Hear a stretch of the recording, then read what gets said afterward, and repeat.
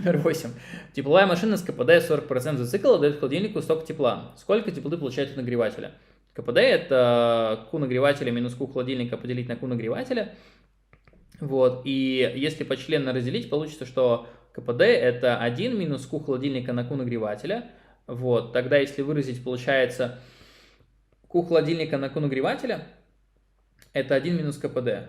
Вот. И если отсюда найти Q нагревателя, у нас выйдет такая итоговая формула. Q нагревателя это Q холодильника, да, поделить на 1 минус КПД, да, вот так.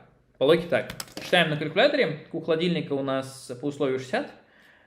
Делим это все на 1 минус 0,4 КПД в долях единицы, получая сотку. 100 джоулей это Q нагревателя. Ответ на задачу 100.